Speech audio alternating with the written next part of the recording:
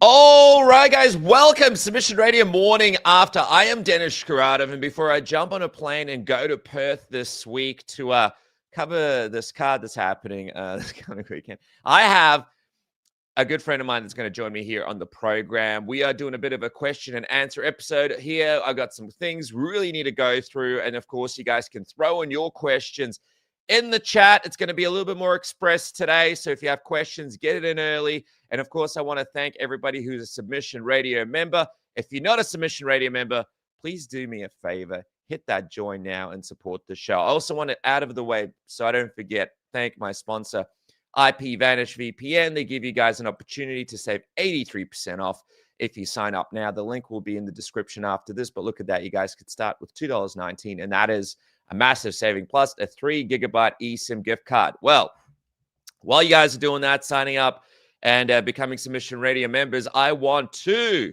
introduce my man right here. He is one of my good friends in the industry, one of the nicest guys behind the scenes, a pioneer when it comes to producing, but also one of my favorite on-air talents as well. The Boys in the Back, one of the funnest shows you can watch throughout the year on the Ariel Hawani channel. He does so much more, of course, as well. But here he is here joining me from his backyard in Long Island, New York Ric. Thanks so much for joining me, man.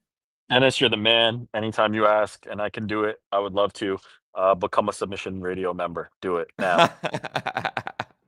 Perfect, man. Perfect. Hey, there's a few things for us to get to, and don't forget, everybody, throw in those questions in the chat as we go, and we'll get to And it. bring the good shit. Don't throw softballs. Don't half-ass it. Bring the good shit. Yeah. Hit us hard. Hit us right. Make us feel good. Here we go. Before we get into the questions, Ric, I got to say, man, I was on social media. I was having a little browse, and an old familiar face looks like she's in shape.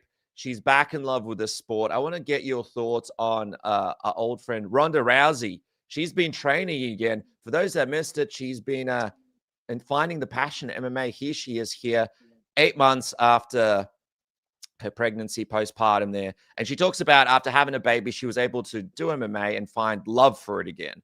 And she's been working hard over the last few months, just getting in there. This was her beforehand. It looks like Ronda Rousey, for the first time, Ric, has actually found the passion and the love for MMA. I mean, you and me both know we covered it towards the end of her run as well in the UFC, where she just could not be stuffed being there, like just absolutely was over the whole thing. It's nice to see her with the passion again when it comes to the sport.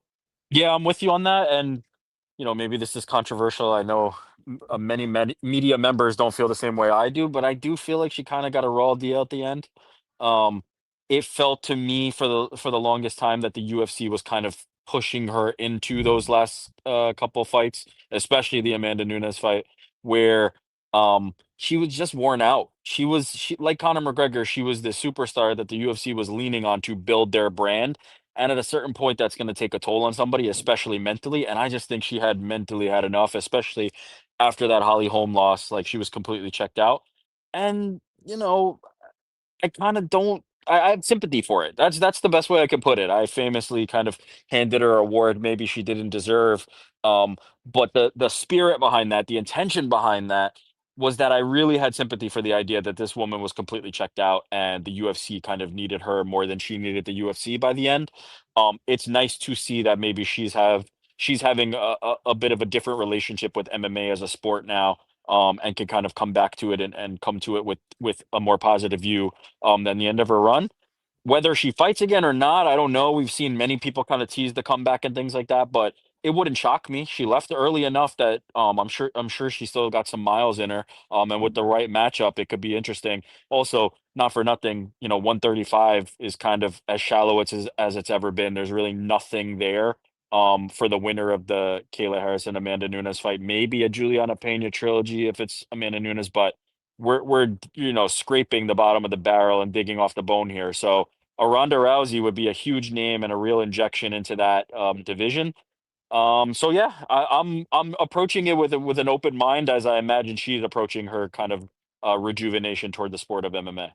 Yeah, it's a fascinating one, right? Because that division is absolutely dead. She still has some name value, although she's probably an example of, a massive name that's probably lost a lot of steam It was an interesting one. Like she went to the WWE and she started off high, and then that didn't quite work out towards the end. And then when she left the UFC, I feel like a lot of fans, like you said, she got a raw deal, and a lot of fans kind of jumped off the Ronda Rousey train. But people don't realize her and Kayla have a bit of history as well, right? I think Yeah. she beat her in one of the judo tournaments at one point. Um, I I think they were mean, in her, different weight classes, but they were certainly like on similar teams and training in the same spaces, similar, lineage, and having similar, the same types of coaches and things like that. Um, the part that you mentioned about Ronda, I certainly think she's lost momentum from an MMA fan's perspective in terms of like this badass ass kicker. But what I do think would benefit her in a big way if she came back is there would be a lot of people wanting her to lose. There would be a lot of people who just want to mm, see her eat more, serve more humble pie. And so that benefits you. That heat, good or bad, is going to benefit you. So there's the supporters out there that will probably be like, hey, it's great to see Ronda back. But those people that want to see her lose are going to be tuning in too. So it could help her, quite frankly.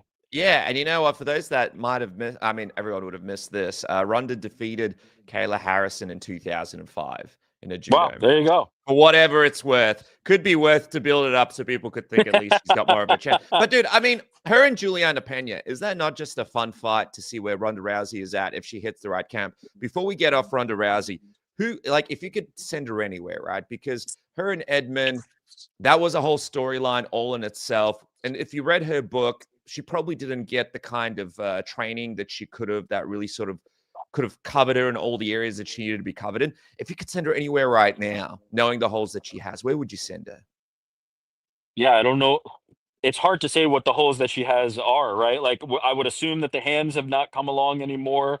Mm. Doing professional wrestling since the last time we saw her. I don't know. I don't know if it would be the worst idea to go back to Edmond, and maybe that's a controversial take as well. I just Wow. Imagine that. let me say this is where it's coming from, right? You need familiarity. You need somebody you know. You need comfort. If you're Ronda Rousey, you don't necessarily need to be put through the grinder. What you need is stability. You need somebody who's going to be like, how about like Josh Barnett? Just team up with Josh Barnett, who she Yep. knows and has a fondness for, and just let him kind of direct that ship. That might be the best approach because I don't think you need to get Ronda's like physical right. I think you need to get her mental right. You need to get her in the headspace that like she's able to feel like she could compete at a high level again and not necessarily be broken down by a team that's going to do that. There's certainly great gyms out there. I think she'd do well at any of them because she's such a high level athlete and somebody who's used to that type of grind from her years of judo. But I think the mental is more important. So maybe just pair up with Josh Barnett, let him get her right, and then get back on track. Do you could get her on the White House card against Juliana or For sure. something, maybe. That feels pretty quick, but I mean, it'd be a huge name, and it'd be. And didn't she? I think she said she does not want to compete on the White House card. I think she Oh, that's right. explicitly No, said she's that. anti-White House. That's right. That's right. Yeah, yeah. Okay. Because she'd Um, be an American hero and stuff would make sense. But maybe yeah, a big Paramount, a free Paramount card that hits for not the sure. first one, but maybe like the next one. Man, you could get some good people with that. Hey, speaking of the White House card, just quickly, Rick. I mean, I feel like we've spoken about this over and over and over. But what was your feel from the Mac when he said this on a The Mac recent show? is excited to get back for sure. Michael Chandler and myself have done the show, The Ultimate Fighter. We've had a good back and forth. He's a good, tough guy. So McGregor, you got big names coming back? Yeah, we'll build the greatest card of all time for the White House fight. And Connor and I have been talking consistently. He wants this fight bad. What are we thinking here, Rick? Like we've heard it 100 times. Conor McGregor saying he wants to return. Do we actually think that he can come back? And if he is coming back, are you booking him against Chandler, or do we just make this Nate Diaz trilogy happen? I think he's coming back, and some of the signs that I believe point to that is last time Conor McGregor was pushing for a comeback, it seemed one-sided. It seemed like Conor saying, "Give me a date, give me a date, give me a date. I need a date. I'm ready to fight." And the UFC and Dana White kind of being like, "Well, he hasn't done a full camp yet. He hasn't done this. He hasn't crossed the thresholds that I need to see." Now Dana White's tune is, "We're talking. We're talking to Conor McGregor." That's sign number one.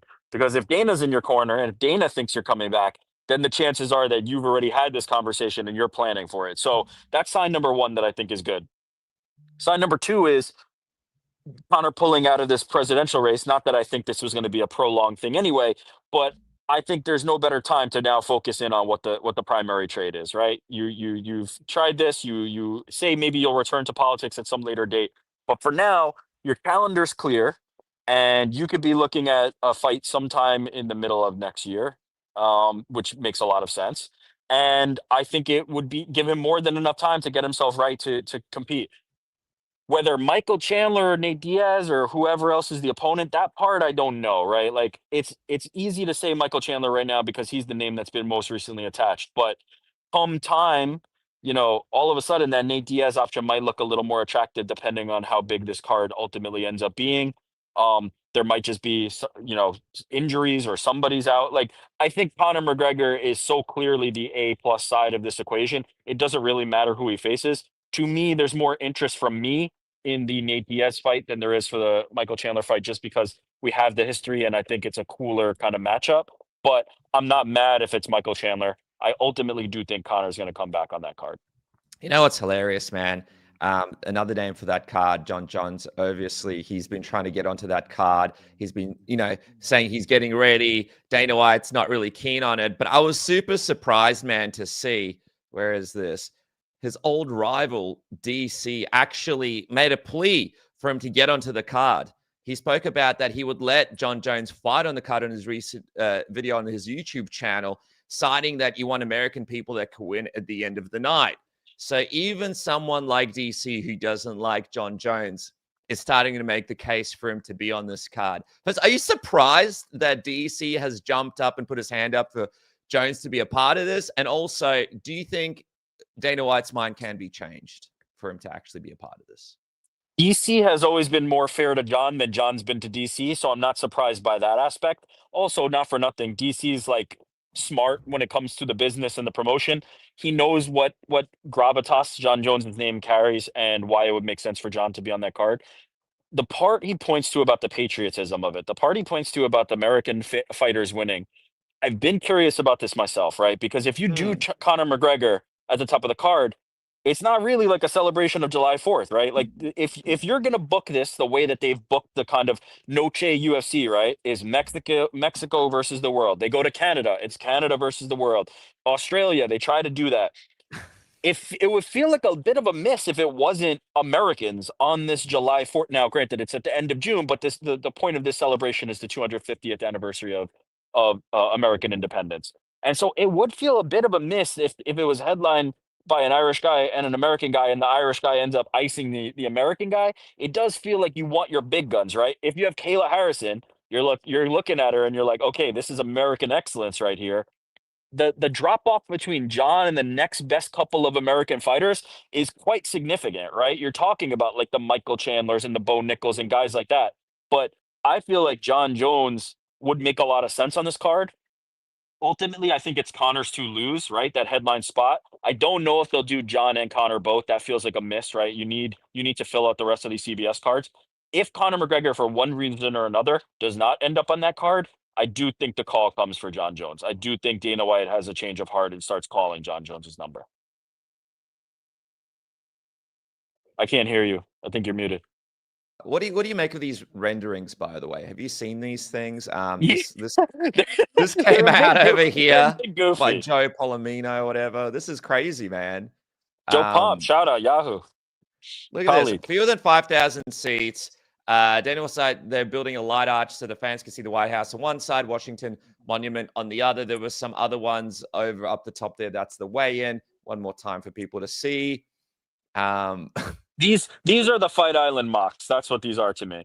They don't mean shit. Like when we were talking about Fight Island, there was a cage on the beach, and we're gonna have the fights, and then that ended up being a training cage, and then they ended up in a tented off arena. These don't mean shit to me. They don't mean anything, because they're going to start construction and realize they can't do any of this shit and just reverse course. So it doesn't mean nothing. It's cute, it's nice, it's going to get people talking. I saw those images everywhere, but that is not how that's going to look, guaranteed. All right, just quickly before we got a few questions here loaded up and ready to go. Great. And by the way, some good news in about 5, 6, 7 minutes. Our good friend Oscar Willis, he's going to hop on as well. Hey! He's in New Zealand. He's covering Dan Hooker's 1 minute scraps. This one apparently went up. He's going to give us a little insight on that and join us for a few other topics. Plus, he's got a fight coming up, a Fight Circus. I'm excited to see what's going on with that. Just quickly, man, I'm going over to Perth on Wednesday, and there's a main event between Carlos Ulberg and Dominic Reyes. And obviously, it's probably not the biggest fight card. It's probably one of the least hyped fight cards in Australian history when it comes to the UFC. But when you look behind it, there is an interesting narrative. Carlos Ulberg, he's riding an 8-fight win streak in the light heavyweight division. So he's equaling Lyoto Machida's one. If he wins here, he's on a 9-fight win streak. And Dominic Reyes, he's kind of had this Rocky-esque return, right? Like he came in, many people felt like he beat John Jones. And then he kind of lost himself. I remember I interviewed him after that fight shortly. And I think because so many people spoke to him about John Jones, or I don't even know what, he just seemed a bit burnt out and over media and over MMA. Now he's kind of found himself again. And now he's got a 3-fight win streak, I think, going in here as well. So he's trying to have the Cinderella And he's looked story. good in that win streak, too. He has looked fantastic. After getting absolutely like demolished, like you would think like he took the kind of damage you couldn't come back from. Tell me, man, do you think that these guys have enough of a story behind themselves and their streaks, their stories, what they're doing to potentially get this next title shot if they win in Perth? Or do you think it's Yuri and Khalil because they're on the same card as Pereira and Ankalaev too? It's harder if you are Yuri and Khalil, if it's Alex, right? If Alex is able to avenge the loss to Magomed, I don't expect that Magomed gets a rematch. And then you're looking at probably like a Khalil or Yuri, who Alex has a ton of history with and has already beaten. So I don't think it's impossible that these guys jump into the line, especially if it's Alex. But I do think probably I give the edge to Yuri or Khalil because they're the guys that have been fighting for the championships. And I think the UFC is kind of determined that they're all action and somebody that they wouldn't mind holding the belt. If it's Magomed, it's definitely one of those two guys, right? I think you'd have to imagine that it's Khalil or Yuri. But if you're Carlos or Dominic, you're one away. Like you might even be able to sit out because that division is so shallow. What more really would you need to do? So I think they're in great position. There's a lot on the line here, in my opinion. I think this really puts you in good position, especially for Carlos. As you said, like the win streak he's on is absolutely ridiculous. And so if he can get one more, it feels like you just wait for a title opportunity. You know what's interesting here as well? Fighting nerds, they've obviously lost a few fights and it's brought in a bit of criticism for them, right? Like losing fights, fighting the elite. But you and me both know, like, this is what happens in the sport. You can never stay on top. And when your fighters get better, that's when you tend to lose. Isn't it crazy for CKB? Here we got Carlos Ulberg in the main event, right? He's on an 8-fight win streak. They have guys like Dan Hooker, Kai Kara France, obviously Izzy, some other guys from the stable that fought in the UFC. Alex, collabs with them. Yeah. It's insane. We're in 2025, and these guys have another fighter who is potentially going to be a contender. I mean, it just shows you how crazy it is what they've been able to accomplish. Yeah, especially from New Zealand. No, that is the thing, right? The crazy part of it is that they are training amongst themselves, right? It is not this universal camp where everybody can just come and train, right? It is not ATT where everybody just books the flight down to Florida and they can just train there. This is a small gym that has been able to have this level of success. It is remarkable, but it's not surprising. Is that fair? Right? It's remarkable, but not surprising, just based on what you know of Eugene and what you know of how that team is built and the fabric of it and the leadership of it, even down to like guys like Israel Adesanya, like the established names. This is not like a game. This is not a vacation for them, and so I'm not surprised by the results of that team because I believe in their system. I believe in what they do and how they approach the fight game. But yes, Ulberg, I mean, not for nothing, like I'm hearing, I'm starting to see on meme pages and things, talks of Dan Hooker and Armin Sarukian and things like that. It might not be too long before Dan Hooker's knocking on the door of a title shot too. Like it's ridiculous, but not surprising for me. That team is rock solid from a mental standpoint and from a strategy standpoint. Dude, that's insane. We might be getting that announcement soon, according to what we're seeing online. We'll see. But imagine that fight happens, Armin and Dan. Obviously, people are going to favor Armin here, but you can't take away from Dan because he's always looking for the hardest possible fight in every single division at all times. when he beat Gamrot, that was the guy that no one wanted to fight. He was almost Armani in a lot of ways. He's still the guy nobody wants to fight. Even Armin doesn't want to rematch him. Even Armin doesn't want to fight Gamrot. Even Armin doesn't want to rematch him. So, I mean, the whole thing is great. Hey, by the way, our buddy is here as well. Let me throw him in. Oscar Willis. Who's our buddy? Speak for yourself, by the way. Oh, how a horrible thing to start off my fucking morning. I'm sorry. Good morning, Oscar. I love you. You too. How are we, boys? Good. So Oscar Willis is joining us from New Zealand. He just got done covering Dan Hooker's 1 minute scraps over there. It is just before 10 a.m. So, Oscar, I appreciate you. I know it was a big night last night. We're just going through. No, it's still going. He's like, last night, it's still going. No, just clean that up there quick, Dan. Yeah, no, it's all good. Nice one. It was a good night, actually. It was a good event. Yeah, perfect. Well, me and New York Ric, we're just going through a couple of topics quickly before we get to what happened over there in New Zealand, and also your big fight coming up for Fight Circus. We're having a look a little bit forward in time at Alex Pereira and Ankalaev. New York Ric, I want to quickly get your thoughts. We see that Pereira has been locked in for this camp. He says he's had the time to train. It looks like on his Instagram, he's in shape. He's taking this thing seriously. No weird seminars in Korea. No being in Sydney for no reason, just to make a bit of money right before the fight. How much do you think this version of Pereira may look? I mean, how much of a chance do you give this version of Pereira against Ankalaev? But do you think it's going to be more of the same? I thought Alex was going to win the first fight. I still think Alex is going to win the fight. I think he will definitely be better in the fight, but I do have concerns about the fact that Magomed also got to look at him and will also be better. But I don't think we will see the same Alex that we saw. That was a horrible night for Alex. He just looked like he could not get out of second gear. He was kind of just there for Magomed for the taking for Magomed. I think he will be markedly better and more dangerous. I don't know that will ultimately be enough, though, because Magomed now has the confidence of having been in there with 5 rounds for Alex. And quite frankly, not really having to go to his wrestling too much, right? There was some clinching against the cage, but he really did not have to go to his wrestling and stood his own. That will definitely buoy him and provide a lot of confidence. So I expect a better Alex. I don't know if it will be enough. I think this is a very close fight. I'm still siding with Alex. I lean Alex. But it really comes down to me just thinking that the power is the difference maker for him. But I would not be shocked if all of a sudden Magomed's able to neutralize him quite a bit again. But I think he will have more points of putting Magomed in danger, like nearly guaranteed. I think it's interesting, though, Oscar, because striking-wise, Ankalaev was able to outbox Pereira, just go right through the middle and just land combinations on him at will. Do you imagine that maybe Pereira will be at least a little bit tighter and sharper in the areas that we expected him to be better in this first fight? I would expect him at like the very least to be more aggressive. You know, I felt like he was just really sort of within himself. He wasn't throwing a lot. I think he threw like a couple of body jabs, but he was much less aggressive than you usually see him. And it wasn't even in a way of like, oh, he's trying to hunt the counter. He just wasn't doing a lot. Whether that's because he had something going on, whether like Eric alluded to, you know, he was just doing some like, it was just a lot going on with his career and stuff.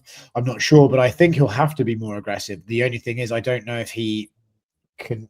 It's not that I think Ankalaev could like pose this crazy puzzle for him or anything, but he might just be tricky enough that Pereira can't get those shots sort of going, the calf kick going and stuff like that. So in terms of what I'm looking forward to seeing different from Alex is certainly the output. I'm just curious if the reason his output was so low was because of whatever he had going on, or because Ankalaev was doing some stuff to shut it down that we couldn't necessarily see. It's going to be crazy if he loses again in the same way after all of this. It's just like, no. Well, that's exactly what's going to happen. but he'll have a second life at heavyweight and a third life, a fourth life at heavyweight, and it'll be fantastic. Dean Thomas said that that Ankalaev should be traded to the PFL. I'm just like, the guy's the champ, dude. God damn, man. I know you. Okay, god damn, but yeah, that's what people are feeling right now about Big Unk, who was playing a weird game on his phone during a press conference. Maybe he needs to speak into the microphone to build a bit of an audience to deal with some of this. The Ankalaev thing's weird because obviously he tweets and all that sort of stuff. But then when he actually comes to the media room, he and you ask him about those things, he sort of just goes and is all bashful about it. I don't understand why he's not more aggressive if that's something he's actually concerned with. Didn't last time he confessed like it's not him, but the thoughts are his, right? That's what he said basically. Like it's aligned with his thinking, but it's not him, obviously. For sure. I interviewed him once, and I'm just like, "What do you think of this?" And he's just like in Russian. He's like, "Yeah, he's a good guy. Yeah, I look forward to it. Yeah, I don't mind. What about you're gonna miss out on the title shot? It's all right. I'll have a title shot another time." Like, God damn it! And then I had to pay $600 for an AI translation software, and then 3 people watched the interview. So thanks, big guy. All right, so dude, Oscar, take us into yesterday, man. You were over there with Dan. This is the third session of the 1 minute scraps. Big build up for this one. Awesome poster. Some new rules. Take us into it. I think it was supposed to be in a few different locations, but it ended up being like in a gym or something, right? So originally it was going to be on gravel, on sawdust outside. We had all the sawdust laid out and everything like that. And then Dan woke up and said, "I don't want to stand in the cold." So it's in the gym now. So that was that. That's how that changed. So it was a last minute change for everyone. And we also thought like if someone did slip and hit their head on the gravel and we had mats right there, like it's one thing if it was in the middle of nowhere. We were next to a gym with mats. So we ended up going in the gym. It works. The new rule set was rather than Dan matchmaking the fights, we just put the names in a hat and just pulled them out. And then the winner went into a new hat. And then round 2 started. So these twice, the guy who ended round 1 was also pulled first for round 2. So he had to go back to back. So that was good. Everyone there was a convicted criminal. That was something Dan was really quite passionate about. I wanted to read the charges before the fights began. Okay, what levels are we talking about? Like, what's the most severe and Pretty what's bad. the least? I mean, what's the worst one, Eric? That one. What about the least? Like, who had a parking ticket and made it into the tournament? There was a TikTok guy. I don't think his record was like particularly villainous. Dad wouldn't tell me, allegedly accountable. But yeah, so it was interesting. But as always with these 1 minute scraps, like the vibe of all these people who are affiliated in different areas of life, as it were, get on really, really well. And it's like a very nice, like sort of fun day out, I guess. The fights themselves were, I thought, a lot better this time around. The TikTok gentleman I mentioned had his jaw broken and his teeth went like that. Whoa. So that was pretty cool. But then as his 1 minute scraps, he was also at the after party. And I was quite impressed with his toughness. We had an OnlyFans male porn star. He made it to the semis and unfortunately got knocked out. Yeah, unfortunately got knocked out, but not the first time. Stop spoiling. Yeah. Well, you'll see. It's great. But yeah, the fights are good. And I think like if you sort of start noticing the guys, like we had some guys from the first one come back and stuff like that, so you'll probably recognize some of the guys, like the dude who fought in Timberlands before came back still wearing the Timberlands. That was very important to him. So yeah, it was awesome though. Any sort of interesting things happened on the day? Like, I imagine, like, did you get the cops coming by? You got the convicts. Yep. How did they handle that whole situation? The local media and the cops and stuff. So the cops, there was like one little gap in the fence, and we would just see a cop car pull up, and then obviously the nature of the gentleman attending the event meant that as soon as the cop parked, there was just abuse. So then the cop would drive off, and another one would come, and then another car that was the same make and model of the cops but unmarked came, and it's very subtle, you know. But they left us alone. I think mostly the cops are just interested in like safety after the fact, like as long as everyone disperses in a safe manner. I think that's what they're mostly concerned about. But there's never been any trouble or anything. So the police were there. Dan went out and dropped himself onto the gravel to see how much it would hurt and agreed that he was silly to even think that was an idea. I know. Other than that, it was like just a pretty smooth operation, really. I think the fact like you underestimate like these guys going back to back after just going as hard as they can for 1 minute, it's like can really screw with them, you know? Far out, man. Yeah, I can't wait to see it. It's going to be on the Mac Life. You'll be posting the whole thing, the behind the scenes video as well. I posted it about 10 minutes ago, actually. So for all the viewers, all the thousands of people watching it. Later. 100 do it later. But yeah, it's yeah, it's out. It's awesome. I don't know if there'll be a behind the scenes thing. I was like sober this time though, so there wasn't at least like to get off camera now. I was quite happy to be there. Yeah, well, you got a big fight coming up. By the way, speaking of fights coming up, Dan Hooker, was he happy with this one? I know the last couple he was very structured. You know, he was very serious. It didn't look like he was able to enjoy it as much. Is he starting to enjoy these a little more? Yes, he enjoyed this one. There was a bit more whooping and cheering at this one. So yeah, he was in a good place, and Dan's actually like in good form, and I'm sure there's some news coming out with what he's going to do soon. But yeah, Dan enjoyed it. Dude, I can't wait. I hope it's and here's a couple of things from Dan's story, of course. Coming out, it's out on the Mac Life now, so it's going to be in the description after this finishes. I'll chuck it up. But a couple of nice moments here from it. Look at that. Oof. So Uh-oh. it looked like a good atmosphere. Yeah, sorry. Yeah, so that guy who got stiffened out in that video, God bless him, it happens. He was outside having a cigarette like about an hour after the fight, and he just turned and went, "How did I get here?" And I was like, "Oh, I think you need to have a little sit down and a glass of water." And then he went up to Hayes the Huntsman, who's like a bit of a local legend here, and BKFC fighter, and he introduced him to himself. He introduced him 7 times. So, "Hey man, great to meet you." And then like 30 seconds later, like, "Hey man, great to meet you." So I was like, he was very concussed, obviously. But then I saw him at the after party as well and told him that he did all that. And he was devastated that he'd ruined his first impressions with Hayes. I was like, no, you made 7 of them. Who gets to do that? Dude, that after party would have been insane. Here we go as well. Another one that Dan shared here. Of course, Mac Life is the place to go so you could see the whole thing. But man, these fights, look at that. God damn, that was an insane finish. I think this one, it's kind of reminds me a little bit of the first one, Oscar. Like the second one with the chicks was cool, but this one looks like it's Oh fuck. oh man. There's a lot to watch on the Mac Life. When you guys get off this, make sure to check it out. Just posted 10 minutes ago. Have fun, man. Yeah, awesome time over there. Just quickly, dude, I know you're a bit buggered, so before I let you go, I want to get to the big fight, man. I want to get to the big fight. Fight Circus. You're coming back October 17th. I have to bring this poster up, so just give me 1 second. Of course, the people that may have missed it, you beat Ben Davis, BKFC. We didn't know if you'd be making a comeback. You spoke to me about how it's got to be the right one. And of course, these guys understand you because the poster for this one, have a look at this, guys. There he is.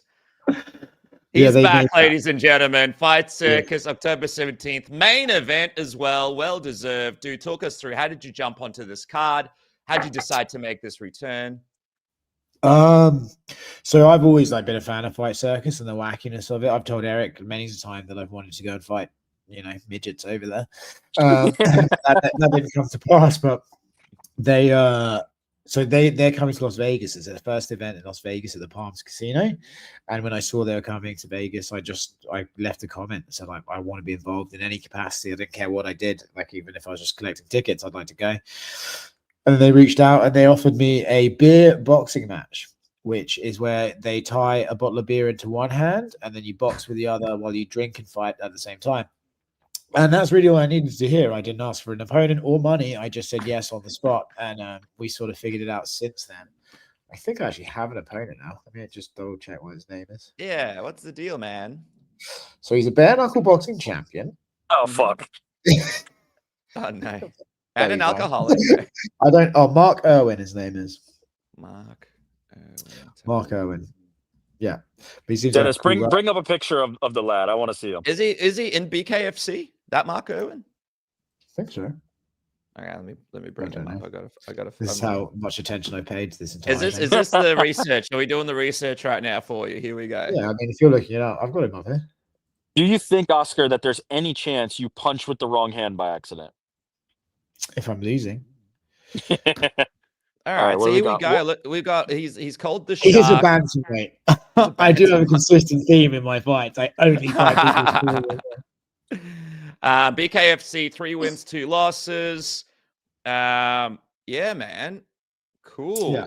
Looks like he looks like a notable opponent, dude. You versus him. Again, it's beer boxing. I'm hopeful that I will survive the 3 minutes and just not throw up. Is really like the thing I'm trying to get. That's like I don't want to. Imagine a dirty body shot, and you're like, "Rah!" Or something like that. Would be pretty. So yes, so it's at the Palms, and I'll leave New Zealand and start actually training. Yeah, I was going to say, so you're training, you go on Extreme Couture for this one? Well, actually, in a way, I was training quite heavily for one portion of the fight last night. I was nailing the beers, so that's taken care of. Yeah, I'll go back to Extreme. I'll Just be watch. honest. I feel like that training might actually be more important.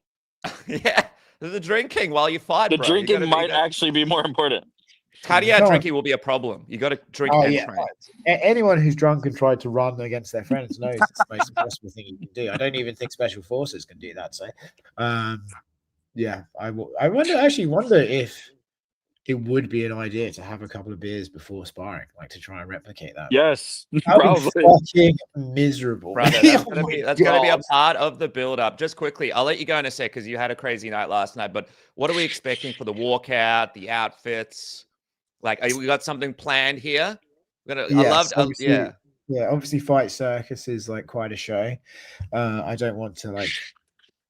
I don't want to spoil anything, but obviously, a good friend of mine, Gabby Garcia, will be in attendance, and I'm sure Ooh. Gabby and I will be working on some things together. I would like to ride her into battle. That would be fun. I don't know if we've had that approved yet, but yes, I'm sure Gabby and I will be there and getting involved. So I'm actually excited for that. Dude, this is gonna be great. I can't wait. All Bob right, Sapp's going to be there. I think Matt Brown, Mark Rampage. Coleman. There's some heavy hitters on this. dude, I wasn't going to say Rampage, what was the old son thing, but you know, you can mention it too if you want. just don't crash a beer can over his son's head if he gets out on bail. Yeah. Because that's not gonna Avoid end the well. screen. Avoid Yeah, the it's like screen. Like Ghostbusters. October 17th, I think that's the date, right? Fight Circus streaming. That people can watch it. That's going to stream. It's a good question. We'll find all this out. Someone I have the answers to. We'll find out. But dude, welcome back and thanks for joining us, man. I know it was a big night, but I can't wait to see the video on the Mac Live, guys. Go check it out now. There he is, Oscar Willis. Thanks for joining us, my friend. Legend. You're Legend, the best. Oscar Willis. There he is, all night long with Dan Hooker and the boys. And Eric, you and me both, we've been in the circles. We know what it's like over there. And then pushing through, coming onto the program. What an absolute legend. And on the Mac Live, the video is up now. It is the best training for what he's about to attempt to accomplish. So I'm proud of him for putting in the hard rounds, if we're being honest. All right, we're going to get to a couple of questions, and I'll let Eric go as well because it's his Sunday, and I appreciate you joining me, Eric. This has been a really fun show, man. All right, quick question here from Giles C, and I appreciate the super chat. You guys can put them in if you have any questions as well. If Jake Matthews beats Neil Magny this weekend, does he get a rank opponent and or a top 15 opponent next? Now, for those that don't know much about Jake Matthews, this guy has been in the UFC over 10 years. He's 30 years old, but he got in basically right before he was 20. He came in, he was supposed to have a professional football career here in Australia, but gave it up. And for a long time, he was almost like Brad Pitt in Moneyball. You know, when he got signed a little early and he was like the #1 draft and things kind of weren't really working out for him. And he signed on so young, he didn't really get a chance to really figure out who he is. Now he's kind of found himself. He's found a new team. He's been able to sort of go on a little bit of a streak. And here he has Neil Magny, who's 38 years old towards the end of his run. He fights him this weekend in Perth.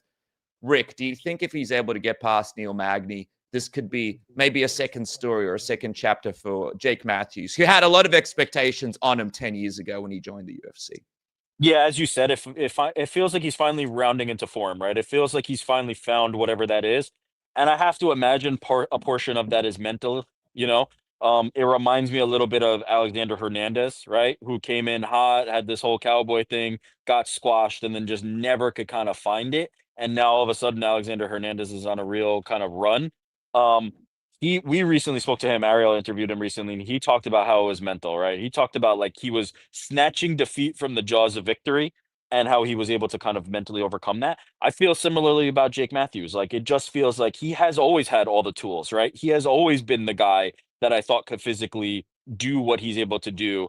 And so I think he's in the right mental space. And I do believe like Neil Magny's a good measuring stick, right? He has always been a good measuring stick because he has a way of kind of shutting down somebody if they're not ready to be elite competition. I think we'll find out about Jake Matthews, but I do think now is his time, and I do think he'll be able to get past Neil. It's going to be fascinating because with Neil Magny, the guy's so underrated. Like, he's been in the UFC forever. He's actually got wins over guys like Robbie Lawler, Carlos Condit, like all sorts of people. So like he said, he's a good measuring stick. And obviously, there's some other people on the card there finding their way back. Lazy Bed goes, no offense to Jimmy Crude, but I don't know how Matthews Magny is in the co-main event. Jimmy Crude's in the co-main event. He's another guy that was able to find himself. He's another guy that's trying to come back around. I feel like on this card, you got the Dominic Reyes, the Jake Matthews, the Jimmy Crude. It's like, it's kind of a redemption card for a lot of people, right? Like, it's like, where are we going? What is the future? One person will find out. I mean, both people will find out. One person will realize it. For Neil Magny, if he loses here 38 years old, who knows what that means as well, right? So I think he's on a couple of losses too. So a lot of things will be determined in Perth. So it's probably one of the things that's worth checking out if you do guys want to watch it. Another question here from DC7. Who should Charles fight as Fizev's replacement? Armin, Hooker, Gamrod, BSD, or Morkano? I think Charles went online and said that fight is off. And I think that's probably the best thing that could have happened for Charles Oliveira. Seriously, like the Fizev fight on a fight night card, even if it's in his home area, made absolutely I might have missed that. sense. Charles says he's not fighting on that card. That's what I saw from a reel and a couple of headlines. But if that fight is still happening, Rick, who do you think, and it doesn't have to be Armin, Hooker, Gamrot, BSD, or Moicano, who do you think could be a good fight for Charles? Who would you like to see as a last-minute replacement for Fiziev? Yeah, anybody who'd take it. It's just one of those situations. We're too close where you can't really pick and choose. The most recent quote I saw was Charles basically saying, when the UFC comes calling, a lot of guys will talk on social media that they want it, and then all of a sudden they get belly aches in real life and don't show up.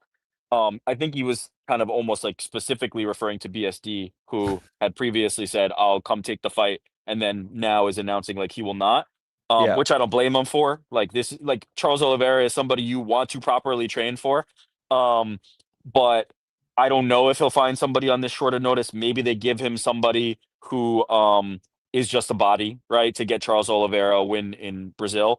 But I also wouldn't be surprised if he doesn't stay on this card, right? Because you don't really want to waste a Charles Oliveira fight. And the BSD fight would be absolutely tremendous if you could make that happen. The Fiziev fight, I'm down for if they rebook that too. So I'm down for any of these. I've always thought Charles versus Dan would be an absolute scrap and a fantastic fight. So there's no bad options. I think the world is kind of open now for Charles Oliveira in terms of who could be a good opponent. I wonder though if he stays on the card. So I don't know where that's at. I don't have the latest info, I think.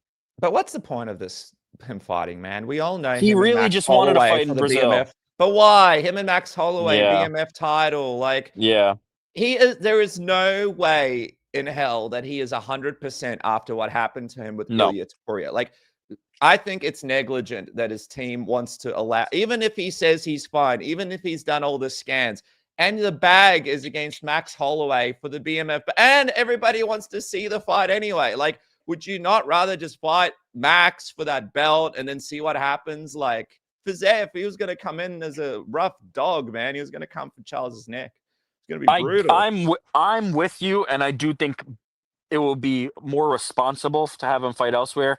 But man, you have to imagine if he was able to do that in Brazil, if he was able to get a big win in Brazil, the crowd response, the adoration he would have, the being able to do that in front of your countrymen would be magical. Like, it is the moments that we live for, that these fighters live for. And so I get the thought, I get the mentality, and Charles Oliveira seems like the type to just say, let's keep it pushing, like an Alexander Volkanovski, right? Who's just like, yeah, no, I'm good. Let's just keep it pushing.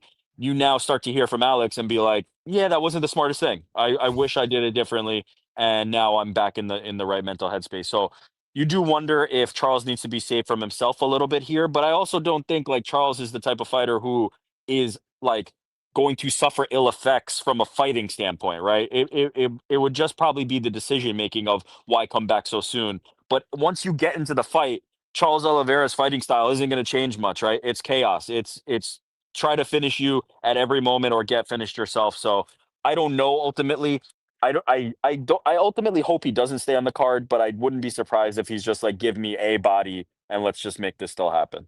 Dude, I just hope Dan Hooker doesn't answer the call, because I just want Dan 100%. Like these guys, you know what I mean? As they get older, I'm just like, let's get you at 100%, guys.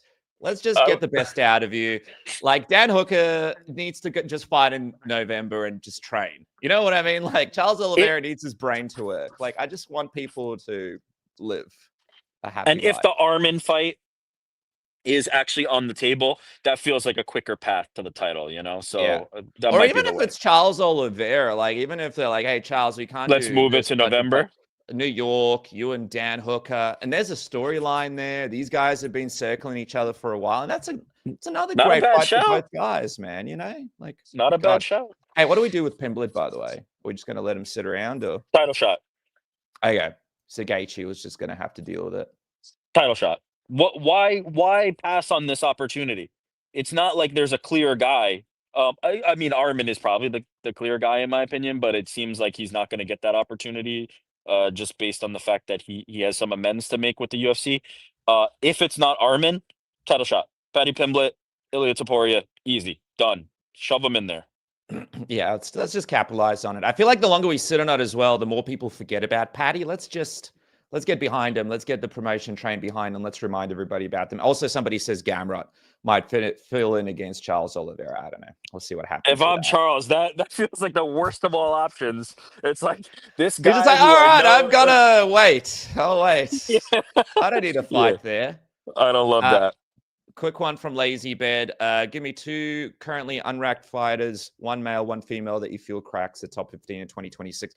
I don't know, man. 1 male, 1 female. I mean, don't have to do 2, Rick, because it's kind of on the spot and it's a Sunday. But is there anybody at all, male or female, that you think can crack that top 15 in 2026? I mean, look, we just spoke about Jake Matthews. He beats Neil Magny. He'll probably be competing in the top 15. I'll give you an easy one. Yeah. Gable Steveson. Gable Steveson will be a ranked heavyweight by the end of 2026. Yeah, when he enters the UFC.